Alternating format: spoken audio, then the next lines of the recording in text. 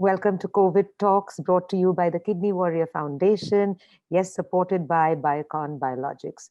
We're here today to talk about cadaver transplantation and also COVID issues, both very pertinent to us. COVID, we know a lot about because there's lots been happening in the world about COVID.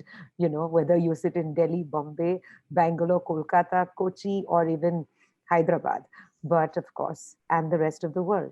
But cadaver transplantation is something that we all need to talk about because it's a bittersweet experience. It's where one life ends that many lives begin. We've been always, caught between a web, not knowing what really happens to us. But cadaver donors are basically brain dead people who have reached a point where they have been able to be kept alive on one level because their organs are working, and that's the time when we need to say that, okay, take my organs because it's going to give life to many people. Transplantation has been happening in India from way back, I think somewhere in the 40s, 1940s. But cadaver donation needs a lot more support. So remember, wherever you are, be a live donor, of course, but also pledge yourself to be a cadaver donor, like we all have, because that way we're going to carry on our lives even when we're not around. It's such an amazing emotion to be able to give people part of you, part of your life, and make sure that somebody else's family is not going to go through what your family has. And you know what? The best part about being a cadaver donor is that your family continues to see you giving life and living within other people. So, without much ado, I'm going to be calling upon our guest for the evening, who is a consultant nephrologist and a transplant physician at Sakra World Hospital in Bangalore. He is involved in numerous live-related disease donor dual organ transplant at Sakra. Formerly an assistant professor at the Department of Nephrology and CMC Vellore. He is also the awardee for of the Dr. J.C.M. Shastri Prize for the best outgoing postgraduate in nephrology. Many journals, publications, and dissertations to his name. And if I have to read out everything that I know about him, we'll need another session of COVID talk. So please welcome aboard Dr. Venu Madhav Reddy. Hi, sir, and welcome to COVID Thanks, talk. Anjali, for a wonderful introduction.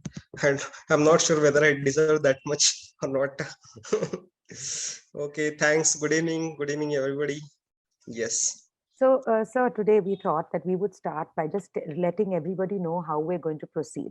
So, we're of course Yes. going to have Dr. Venu talking to us about cadaver transplantation and, of course, COVID issues and transplant during COVID times.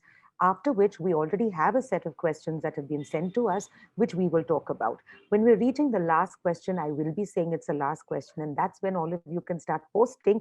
Otherwise, I will only get the beating that I forgot to read out a question of yours. So today I've decided I'm not going to miss out. So you also please, bear with me and collaborate with me, cooperate with me so that all our questions can be answered. So over to you, Dr. Venu, to tell us about cadaver transplantation and of course during COVID times. Yes. Thanks, Anjali. The transplantation, as we all know, is the greatest, undoubtedly greatest medical major breakthrough in the medical literature and medical science, I would say that. However, very few Indians appear to benefit from a transplantation. In fact, every year, more than 2 lakh people require a transplantation who had gone into end-stage renal disease. There are primarily two modalities of transplant. Either it is a living related, or second one is a deceased donor transplantation. The deceased donor transplantation has come into picture after, though it has been there, the legally when the parliament declared saying that a brain dead person can be accepted as a dead person. So that's when that's when the legalities have cleared, saying that we can harvest their organs. And cadaver transplantation is not new. It's been happening quite a bit of time. I would say that it's been happening for 3 or 4 decades now. So primarily in the Western, where in fact it has crossed even the living related ones, the deceased donor transplantations. And in India, still it is, I would say that it is still in infancy. There are hardly 1 to 2%, maximum 5% in some states where the disease transplant program is available. And it's very, very important to talk about because we see in our practice day to day, not every individual has a prospective, can be a prospective voluntary kidney donor.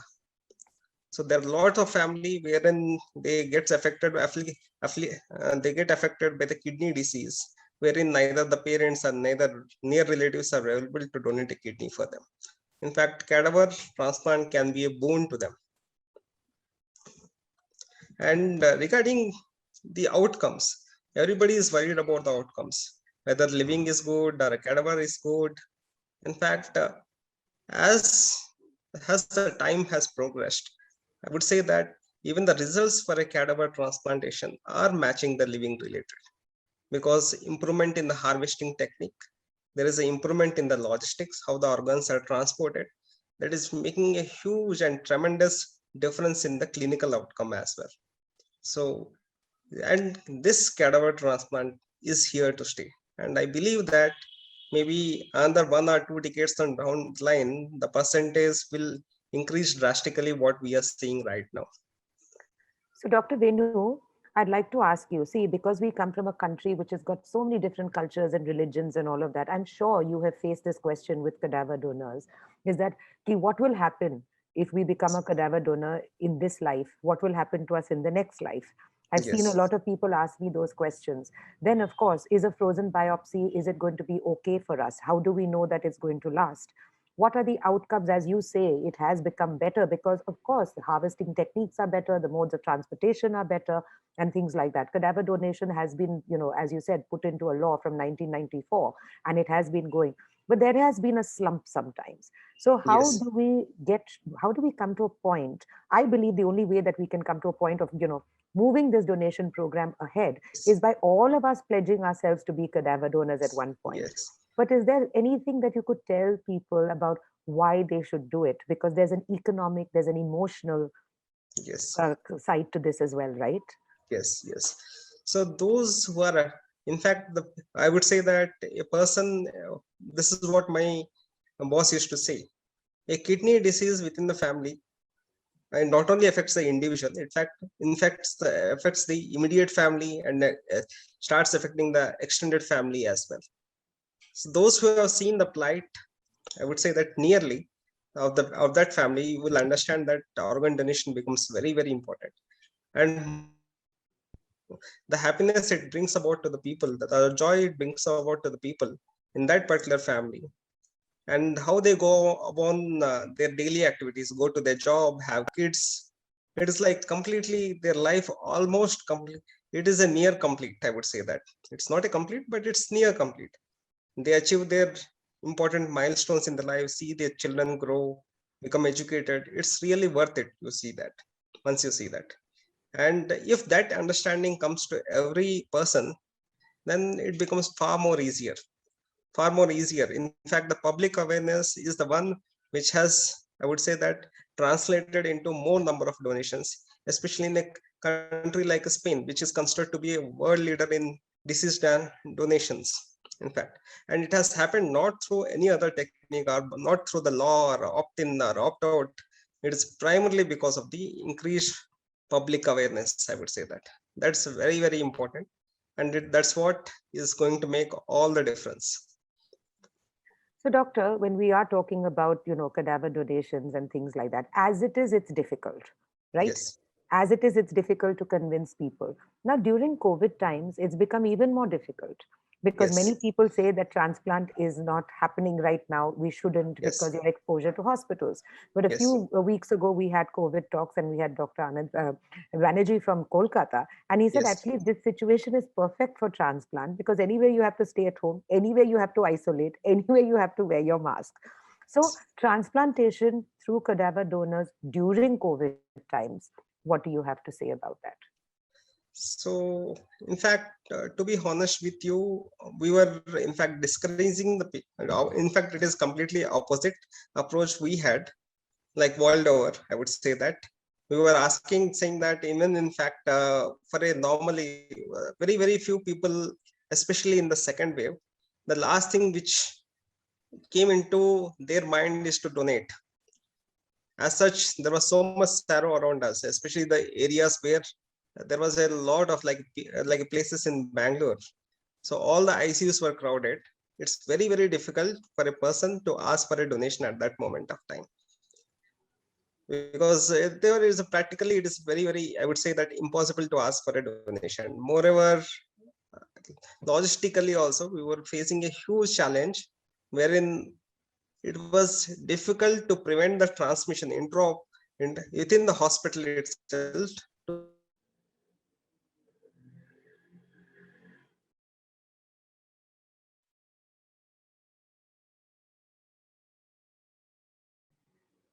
with the amount of immunosuppression we give it. Sometimes it can be very life-threatening as well. And though we might do all the tests and all, there is, I would say that there is a little chance that we can completely disprove, saying that, okay, he is free of COVID, even the prospective donor, I would say that. Okay. Of course, we also come to a point when we have so many deaths in our country related to COVID. Does a COVID patient become a donor? Can that patient become a donor if his organs are not already affected?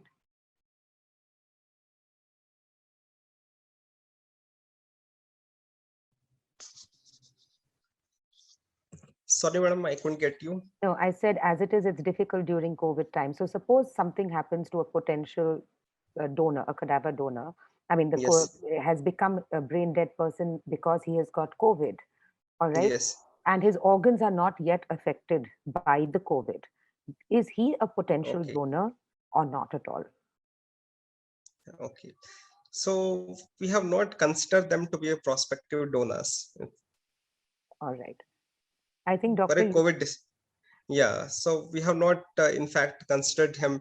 We have not taken any patients who are COVID positive to be a prospective donors. and I would also say that. since we are talking about cadaver donors and we're talking about transplantation and we're talking about COVID, can you Yes. tell us what is the COVID issues, like literally the issues that are caused by COVID, that not only the patients and their family face, but also medical teams across the world, and especially in India face, whether it's a nephrologist, it's a transplant surgeon, it's the ICU, it's the nursing staff, it's the coordinators. What is happening with them? What happens because of COVID?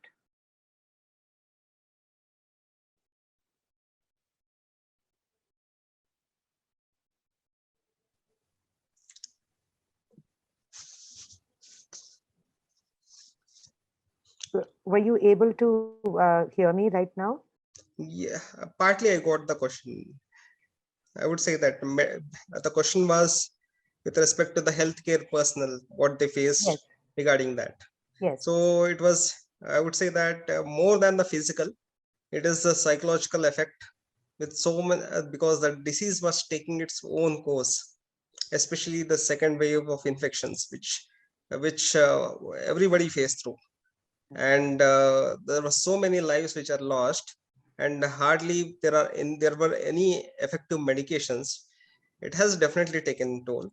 In fact, a lot of our old transplant patients also took a lot of brunt. It was very disheartening to see wherein we have such a longitudinal relationship with the patient over years of time, and we were in a helpless situation wherein we could not do much for the patient. But Hmm. but doctor, I'm sure there has been some good news also that your Yes, transplant patients have got COVID and they've come out of it. yes, exactly. And there have been also times when people are waiting for a transplant, and then because of COVID reasons, they've had to. Like we know so many people who got COVID just before transplant on the Yes, Kidney Warrior Foundation family yes, itself. But then they yes, bounced back and they were able to go back, and yes, vaccinations happened and things like yes, that. So, yes, what would be your advice or your something that you would like to tell people, not from your head, but from your heart, especially people awaiting transplant or who have already had their transplant during these times? yes. So be brave at the end of the day. So at the end, I would say that vaccinate yourself. There is nothing better than the vaccination. And whatever I would say that the government dictated protocols are there, please follow that.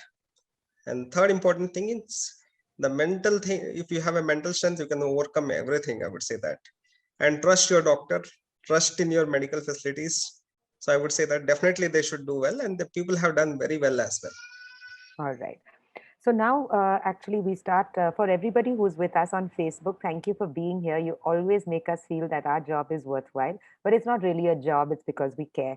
But the most important thing I'd like to tell you right now is if I have not read your questions yet, so you probably need to repost it after I finish the set of questions we already have. So we start with cadaver transplants. What tests are performed to the kidneys to be approved as a graft in a cadaver transplant? So the tests are very, very important. Why the tests are performed, we should understand. One is to prevent any donor-derived infections. Because if we take a graft and we miss out an infection in a donor, so it can be a catastrophic to a recipient. So not only a kidney-related test, other tests are very, very, very important, just to make sure that we are not transmitting any kind of an infection from a donor to a recipient. With respect to the kidney, so usual routine analysis, urine analysis, renal function tests are suffice. Okay. And ultrasound scan, obviously. We investigate, we usually, some of the centers, and sometimes when we feel that there is something called as a marginal donor.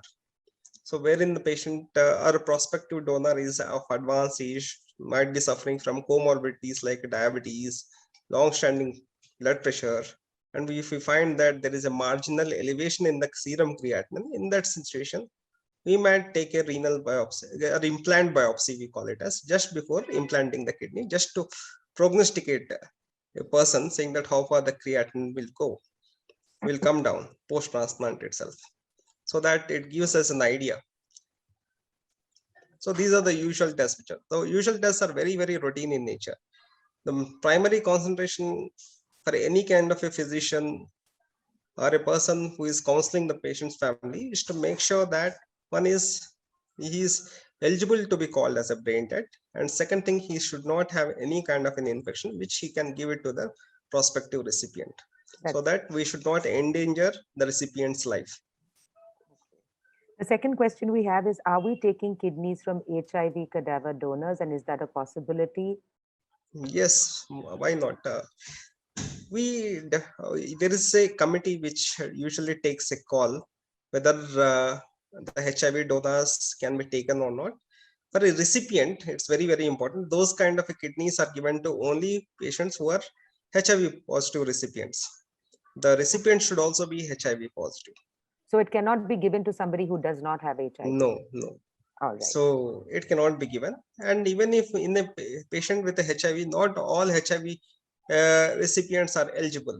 They should have no viral load, and their immune cell count, we call it as a CD4, it should be more than 200 for a period of 6 months. Then only they are also accepted as a recipient.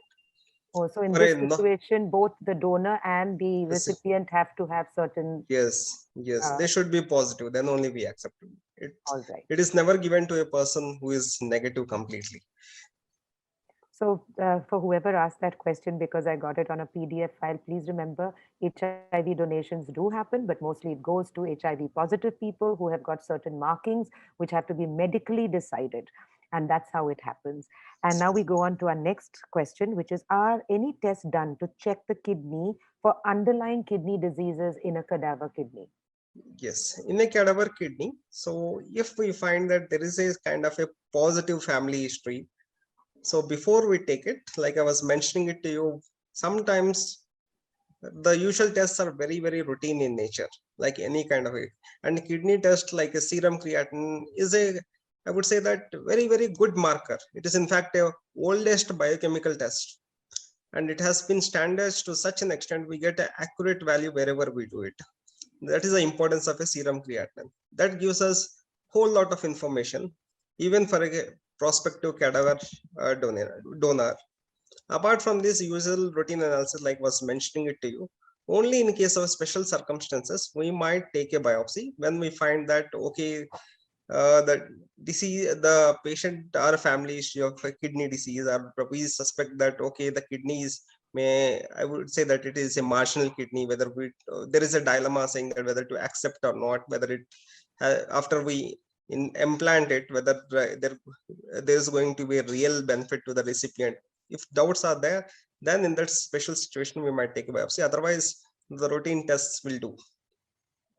Okay, now we have a very tough one which you need to answer. Yes, It's a simple yes, ma'am. question, but it says, what is the real success rate in cadaver transplant? Yes, like I was mentioning it in the beginning of the talk, the success rates for a cadaver has improved markedly over a period of time. For a simple reason, more the logistics have come into picture. No public awareness, even the allied people who help in transporting the organ. There is a whole lot of awareness which is there. The transportation facilities have improved, logistic facilities have improved, the techniques during the surgeries have improved over a period of time. People have surgeons have come to know, even the nephrologists have got so much experience now how to deal with that. So all these things have led to the improved outcome what it was a couple of decades back and what is now. But the data which we have something called as a short term data, and second thing medium term, and third one is a long term kind of a data. In the short term data, the success rate for both patient survival and what we call it as a graft survival, so it is almost touching to from 90 to 95%, both patient and graft survival in a 1 year, I would say that data. If you see that longer term data is something like a 2 decades data, according to the studies, the patient survival and graft survivals are both in between 70 to 80%. That means they are having a it is a data is quite good. It's saying that I would say that success rate has improved markedly over a period of time with modern immunosuppression. And after 5 years, I would say that there is no difference between the people who have survived till 5 years after a cadaver. Their their results are matching with a live donation. Oh, General, after 5 years who have survived, we see the same kind of a, I would say that complication what we see in a live related and a cadaver related. Those who have crossed 5 years. Only in the first 5 years, we find that maybe a slightly increased degrees of rejections are a complication in the cadaver with respect to live related. Otherwise, more than 5 years, it is almost the same, I would say. okay. Do the patients get to know who Yes, their donor was, the age, the health of the donor, whether they had any prior conditions before they became brain dead? Do they get yes, a chance to interact with the cadaver donor's family? yes. Do the patients ever get to know all of that? It's an excellent question, but unfortunately, the details are kept very, very anonymous. In fact, those are the details which are not shared with either the recipient's family at all. Only in certain circumstances wherein we find that okay, the again to repeat myself, we find that if the kidney is a kind of a marginal kidney, that means a kidney which we are taking it from a person who is a 70 years old, or if the patient has got a long standing diabetes or a blood pressure, then these are called as a marginal donors. So we inform the family saying that okay, this is the situation wherein the donor may be a marginal kidney, whether you still want to opt in for a transplantation or not. We ask them. If they give a consent for a transplantation, in that situation only we give the details to the recipient's family. Otherwise, everything else is kept very, very anonymous. So I wanted to find out, this is a personal question of mine. Suppose somebody is waiting for a kidney transplant, and at the same time he's already, or he or she is already in the hospital, and Hmm. comes to know in the same hospital there is a possibility of this person being his cadaver donor, his or her cadaver donor. Yes. Don't you think the bonding or the love and affection that the two families could share could encourage more and more people, or you don't believe that kind of emotional baggage and connection is important, or really it could be detrimental towards the procedure? Okay. So I couldn't get the question once again. Can you repeat? No, is there, should there be a connection between the No, cadaver? no. And So it but why do so you both say? by both donor and recipient family, it is always good. In fact, I would say that. But sometimes we never know what exactly, because the law states that there should not be any commercialization at all. No, no Uh, commercialization, but so yes, often we see videos, all right, yes, and yes, that come across on WhatsApp or on yes, Facebook or Instagram, yes, and of course it's yes, always from abroad, yes, that the donor's family has gone yes, to yes, see the recipient's family and looks at the yes, recipient and says, okay, this is part of my child or part of yes, my spouse or part of my friend. Yes, And, yes, but in this country, it doesn't happen very often. In fact, till yes, today, I'm looking for that pair of eyes that my grandmother donated. And I'm hoping that I'll know where it is. It's many yes, years. But yeah, yes, sometimes we just don't know. And maybe for the donor's family, it would be nice if they knew. But of course, yes, I suppose you all face a lot of different legalities and issues, and that's why yes. it's kept discreet, right? Yes, yes, it is kept discreet. Why? Because there is a window of commercialization where the donor or recipients may enter into a financial transaction post surgery or thereafter. So then it becomes a big, big problem. Then the whole purpose of cadaver donation Mhm. is defeated. Mhm. That's true. So now the next question is related to this. Will I face any legal issues from donor's family, or will this be handled by the hospital? Yes. So from the recipient's point of view, they are very, very unlikely. They are, I would say that the how the law states is that even if somebody is willing to, if we identify a person who might be a prospective or a potential cadaver donor, so it is intimated to a kind of a government body called, especially in Karnataka, it is every state has their own bodies. In Karnataka or anywhere else, it is intimated. It is a kind of a quasi government body. So the consenting part, everything is handled by them. The Okay. hospital or a doctor, a treating doctor like me, has a direct conflict of interest. So we have to stay away till the consenting part gets over. Hmm. So even we don't face any kind of a, because it is everything is handled by a different set of doctors, different persons who are not even the consenting part is So, taken care by them. so So basically, the unlikely they are going to face any kind of a legal challenges. coordinators and the administration of the particular Yes, hospital deals with all these yes, concerns. yes, Uh, Again, another question which is related to what I asked you is, will I get the donor's family details? yes. Donors family details. So usually these are not given or shared. In fact, even we are also kept in dark, because we have a direct conflict of interest with respect to the donors. So in case of, I would say that what we get is only HLM match reports or anything, if at all we request for it, which helps in managing the recipients later on. Otherwise, even not only that, I would say that recipients, even we are also kept in dark. So I Hmm. just want to tell everybody who's watching and Hmm. somebody who actually asked this question, please remember it's not that the doctors or your hospital facility is trying to hide anything from you, because sometimes it's not from the same hospital. Organs are harvested and are sent to different hospitals based on blood group and of course urgency of the transplant. So when it comes into the doctor's hand, all the doctor wants to know is that this is a piece of life that's going to save his precious patient. He is not really looking into anything else but the well-being of the organ or the graft that has come to him. So it's not that your hospital or your doctors are hiding anything, because sometimes we really don't know where they're coming from. We just know Trivandrum and that's about it, because it was in a car crash or because of something else. So we must always be thankful that we got the organ and that our doctors are only concerned with our health and not with anything else. And with that, we move out into the next question, which is, why opt out policy is not implemented in India? What are the obstacles considering its high merits? And what is the opt out policy? Yes. So there are two kinds of a policy. One is called as a opt-in policy, and second one is a opt-out policy. Justice for the Just one viewers. second, doctor. So, Johnson John, since you're here and you did ask this question, which is related to this question that I spoke about opt in and opt out, Dr. Venu will now explain both to you. Yes. So there are two kinds of a policies which majority of the countries follow. One is called as a opt-in policy, which will all follow. Yeah, that's what is there in India, US, everywhere. The opt-in.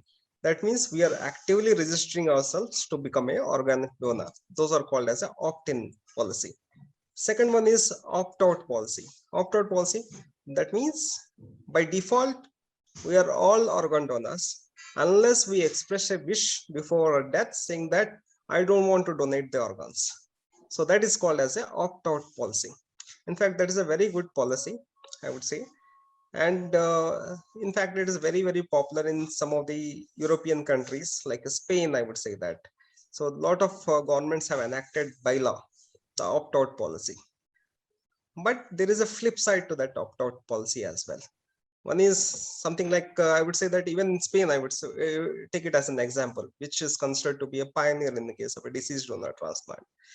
So though there is a law saying that, okay, the organs belong to the state once the patient is brain dead, but if the family refuses to give an organ, they usually don't go by the law.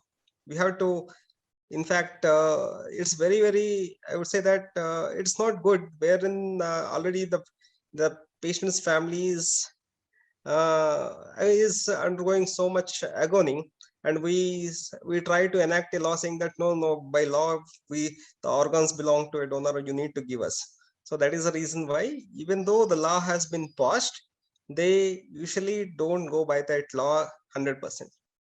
And the flip sides to that opt-out policy is that, in fact, wherever the opt-out policy, the cadaver donations have increased, in fact, the live donations have slowly come down. But overall, the number of transplants in a case of a opt-out policies are quite higher when compared to the opt-in policy. In India, because we have so much poverty, we have so much illiteracy, so it is unthinkable if I go and ask saying that by law these organs belong to the state, we need to harvest this organ. So the family may not take it very kindly regarding that.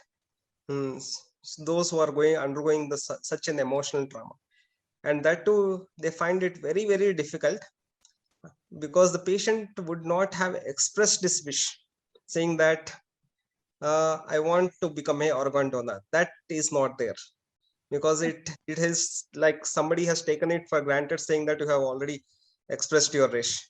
But No, but then also, doctor, there's another thing where, of course, we don't have the opt-out policy in India, but there's also another situation where the patient himself has become an organ donor, the yes, donor. Okay, yes, and he's got a card saying that after yes, my time this will, and then the family comes with all their shenanigans and shebangs yes, say that this can't happen. uh, What, and by law, shouldn't it be recognized that this is what he wanted to do? yes. But unfortunately, it's very difficult to implement that law, because so much emotions are going through. Even in a country where there is already a law, they don't enact it. So it's very practically, it's very difficult. uh, so if the near relative has passed away, and it may not be I would say that they may not take it so kindly, saying that if they are not willing to give the organs, we should respect that as well. In fact, I would say that. Hmm. Now we come to another question, which is, in some states we find that the cadaver waiting lists are shorter and in some it's longer. And why is that? Yes, so it is again depends upon the public awareness. That is always I say, opt in or opt out, it I would say that it makes a certain difference, opt in or opt out. The major difference is always with respect to the public awareness. It's very important. Even in the countries where they have so many disease donor activities, they are not happening because of opt in or opt out. It is purely because of the public awareness. And second things like timely identifying the donors. Third thing is good consenting practices. So the family also has to be properly counseled why they are donating. And if it happens in a proper way, nice way, I would say that it will be a big, I would say the win, I would say that. And fourth thing is obviously the health infrastructure and logistics. All these four factors play very important. And that's what we are seeing. In some of the states are very far ahead. Some states in India, they have not even started the cadaver transplant. It is what it requires a public awareness, and a government will is also necessary to But implement also, the. other than all these factors, also when you're working within a hospital and as a transplant nephrologist or a surgeon, you will identify somebody who is Yes, going to be a potential brain dead donor for yes, you or a cadaver donor. And there would be a totally different side to it, which would probably be the neuro side of it or yes. the other side of it. And don't y'all also have a lot of problems in between your departments, or is it not there? uh, Excuse me, sorry. yes. So normally the teams which are involved, how it works is that the teams which are involved in the cadaver transplant, are to stay away. They should not come into the picture at all, Okay. because we have a direct conflict of interest. So the so we know the recipients who are going to receive the organs, and obviously we are the ones who are going to do it. So that is the reason why ethically we are not bound to come into ways. They are completely different set of doctors who are not involved in transplant at all, like a neurologist, neuroanaesthetist, or neurosurgeons who take care of that process. And once it is intimated saying that okay, he is a kind of a brain dead person, so obviously the whole sort of protocol based tests which happens, and it is informed to the government authority. They come and take part in the consenting process, and then till then we are supposed to stay away from everything. That's the process. But anyway, so then at least we get to realize that there's so many So we more. are not supposed to discuss, I would say that. Yes, but it's also a positive thing to hear that there are a lot more people involved in making sure cadaver donations happen, especially people like neurosurgeons, anesthetists, and everybody Yes. from the neurological department, which makes us believe again that okay, there are a lot of people working for our best, right? Yes. All right. Now we go on to our next question, which says also what tests are performed to ensure that the existing diseases from the cadaver donor will not get transmitted to the recipient? And who takes care of that? And what would those diseases be that could be transferred from one person to another? Yes. So what we usually take care with respect to the there are a whole lot of bacterial infections, fungal infections, and urinary tract infections which can get transmitted. And even I would say that even the viral infections can get transmitted. So the usual, I would say, the rampant viral illnesses which can be transmitted through the organs are hepatitis infections, HIV infections. These are the two major things which are thoroughly checked for any individual. Apart from this, the recipient is also checked for any kind of a bacterial infection or a fungal infection with rest, and thoroughly the blood cultures are performed, the reports are awaited. Once they are carefully vetted by the microbiologist, then only the consenting process starts. So without those reports, so they are not accepted as a prospective, I would say that, the donors. All right.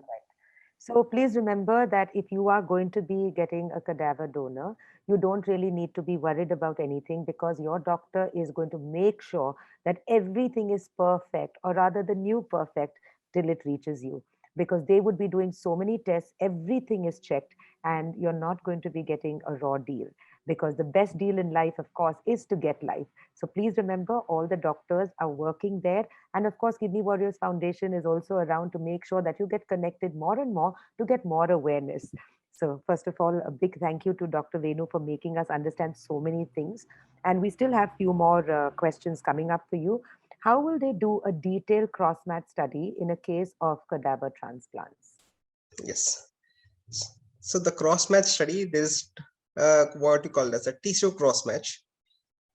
So whenever we get a call, anybody gets a call saying that, okay, the organ donor, depending upon the wait list, the people, I would say that every place has got its own protocol.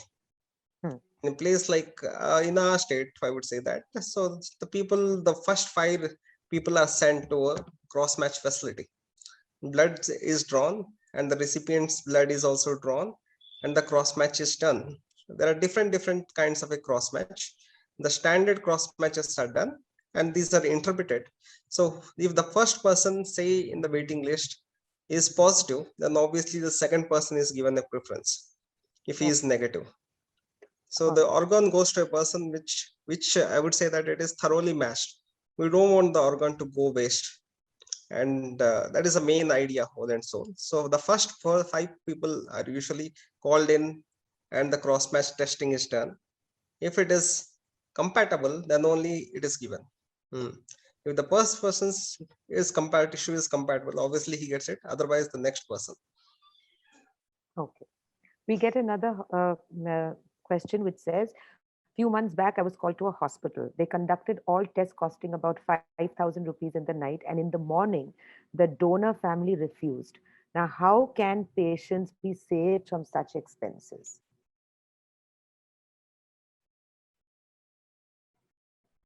Were you able to hear my question, doctor?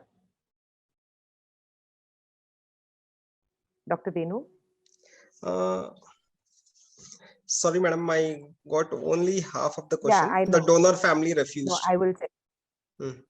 Yes, no, no. So the basic thing is that a few months ago, this particular patient got a call to the Yes, hospital and they conducted a test costing 5,000 rupees yes, in the night for the yes, cadaver donor.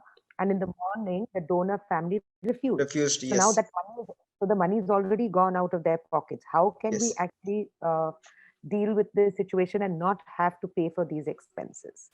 yes. The unfortunate, that is the unfortunate part. I would say that if the family backs out, we should always respect their decisions, because at the end of the day, it is a altruistic donation, voluntary donation. They can back out any moment. So that is a, I would say that flip side, but at the same point of time, it has to be borne by the individual. That is how it happens. Otherwise, the program never goes forward. Okay. Sir, now we have some questions that have come in from the audience as well. But before that, we have a last question that we had from before, and that is, if someone has had a failed transplant, ABO incompatible in this case, will that have any impact on a future transplant? Yes, always the second transplant is difficult because we call it as a sensitized individual. That means there are certain antibodies which are ready in the body, which are already planning to reject the subsequent organs also. That is called as a sensitized individual. A person who has already lost a graft or who are undergoing a second transplant, they are at risk for having a, I would say that preformed antibodies, not a good antibodies, which are trying to reject even they will reject even the newer graft. That is a risk which is there. So that is the reason why in the case of who are undergoing a second transplant or a third transplant, they are thoroughly vetted for any kind of a preformed antibodies, what you call as a donor specific antibodies, or there are advanced kind of a tests in the immunological lab we usually perform. And it is not 100%. We always find that in certain people only it happens that they don't have a compatible organ in a subsequent transplant. Majority of the people, they successfully undergo the subsequent transplants easily. And it's not that once we form they are donor specific antibodies, once we develop that, it is going to reject every organ. It's again individual based, very very individual based. I have got quite a few patients who had a very, very good transplant, second transplant after even having a preformed antibodies to certain individuals, but they had a completely negative antibodies to other people. So they had undergone it, and they are doing even well even today as well. Oh, that's lovely to hear. We have a question now from the house that is from Facebook Live, and this is from Suresh Palakirti. He says, if a person took a COVID vaccination when the same day the calls from the hospital, can she go for cadaver on the same day when the person took the COVID vaccination, or should it be delayed?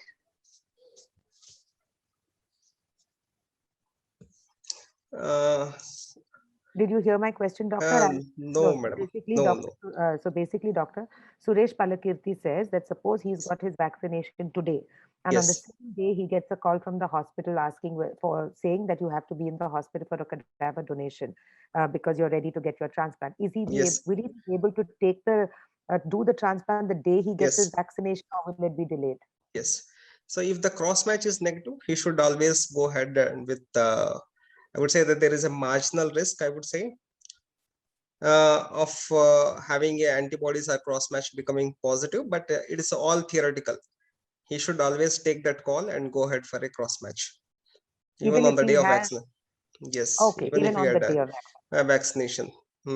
Because vaccination. anyhow the cross match test will be performed. All right.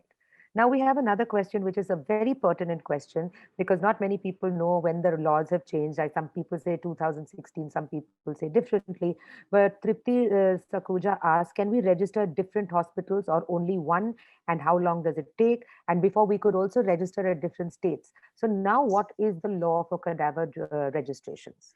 Yes, the law states that you can register at only one center within a state, but you can always change the centers, no extra cost, because normally they charge somewhere around 3,000 rupees for enrollment.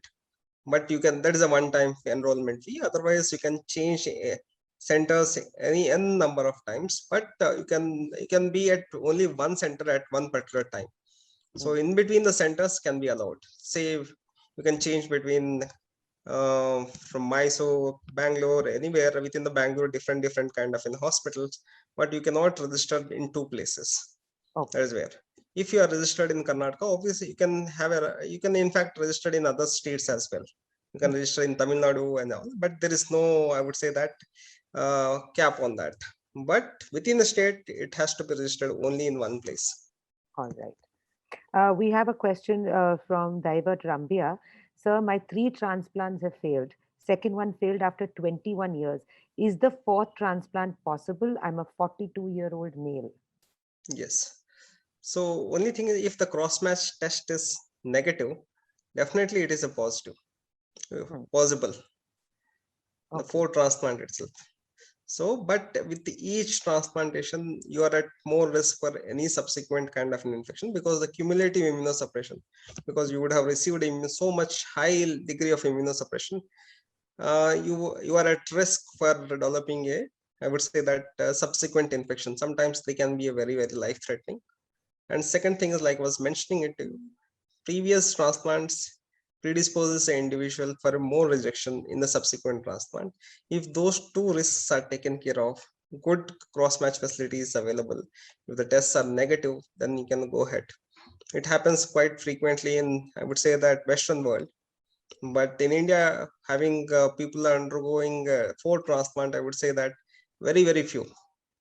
Well, Third, we have seen come across, but fourth is, I would say that, very few. we have another question from Suresh, who asked about the HIV patients.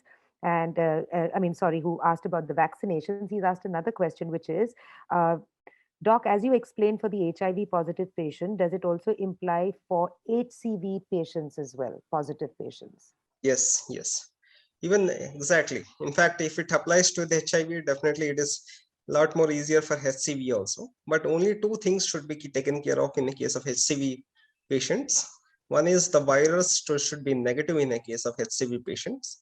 And second thing is there should not be any damage to the liver. We assess the liver with the help of there is a scan, or we do a biopsy to assess the liver whether there is any scarring in the liver. We call it as a liver fibrosis. That should not be significant, or else only kidney transplant may not be helpful. You may have to undergo liver as well if there is a significant amount of a scarring or fibrosis secondary to the hepatitis C. If there is no significant scarring or a fibrosis, and if your viral load is, I would say that it is negative, there is no contraindication at all to undergo for a hepatitis C transplantation. All right. And in between all of this, we have Iftikharul Alam, who says that Dr. Venu Madhav, sir, is my transplant register during my transplant session at CMC Vellore in 2010. What a small world. Yes.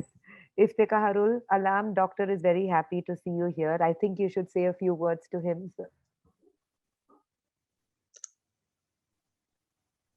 I mean, he's just on the chat on Facebook, so he's there. So it would be nice if you say a hi to him because Hi, Iftikhar. How yes, are you? Iftikhar, if you're watching, please do reply so we can talk. But how does it feel when somebody comes back to you and says to you Yes, that it's "God, I was that's a what register at that time"? that's uh, it is really makes your day. You feel immensely satisfied.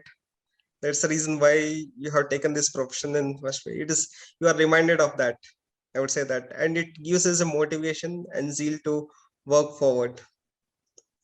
Yes. Anybody else from Facebook Live who would like to ask a couple of questions before we close down? We do have, of course, 5 to 7 minutes left, but we'd be very happy if you would send us some more questions, and that would be so that we could answer more. And the doctor here today, of course, is a specialist, and he would be able to help us. And remember that the Kidney Warriors page and all the groups that we have are constantly here at your service. You could ask us any question, and we'll make sure that we get you the proper medical answers not something that's floating on WhatsApp or Google. It is going to come from specialists and we're going to connect them to you. That is the whole idea of the Kidney Warrior Foundation, is to make sure that together we build more awareness, we reach better medical facilities, better nutritional guides, better support systems, better caregiver systems, and things like that. First of all, I'd also like to say a big thank you to our tech team, which has been headed by Vasu ma'am sitting in Bombay. Thank you, ma'am, for doing this for us. Vasu is amazing. She's taught herself so many things. Sometimes I feel like a fool that I've not been able to understand how to handle Zoom. And then, of course, we have people from Biocon. Vani is here sitting in Delhi. So this is amazing how the good thing is now nobody can ever say to you, oh, you couldn't come there in person, because we're all here in person. We feel that we all know each other. And I think that's wonderful. Remember that whenever you follow this chat and whenever you see this video, which will be constantly available on all our FB pages, not to forget the Kidney Warriors page, you will be able to understand everything. And if you missed out asking a question today, you could always post a question there and we will try our level best to get you the answers from Dr. Venu, right, doctor? Okay, thank you, madam. Why not? Also, yes. So we do have, the doctor telling us this. And for everybody else who's watching, whether you're affected by this disease or not, God forbid you all are, or you're a caregiver to anybody, the only thing I would say from this session is please, please, please remember to understand the importance of cadaver donations, because many of us can afford a lot of things. Even some families can't afford a dialysis. And if they afford the dialysis, they are not able to take the erythropoietin injections, which makes the dialysis totally useless. So for them, a transplant means cutting of lots of costs, cutting of lots of risks. And the more and more cadaver donors there are in the world, the easier it is going to be for so many people. So I want to tell you that at least I know a lot of people in my family are, I am an organ donor and I'm a cadaver organ donor and I'm very proud of it. So please go into whichever site you want to and become one. If you don't know, leave a message on my Facebook page or even on this particular page that we are chatting on, because I think this is the most important and the best thing you could ever give anybody, and that's the gift of life. Right, doctor? Hi, madam. Definitely. And before we leave and before we stop, we need to say so many thank yous, of course. First of all, a big thank you to you, Dr. Venu, for coming out and understanding the You, madam. importance of Thank you. having you here, for taking our calls at all different times of the night and the day, constantly pestering you during your OP, and most importantly for Biocon for supporting us for the COVID post-transplant series done this entire month, and for constantly holding our hands. And COVID Talks is here by Kidney Warriors Foundation just to help you deal with the situation better. It's as it is a tough situation, but it becomes even tougher when we have to be doing this during these times. But of course, I do believe that kidney patients and their families are the happiest people in the world, because they always look for something positive. I have seen that through my life, through my brother's situation as well. And I can't tell you more that hats off to all of you who keep smiling and shining no matter what.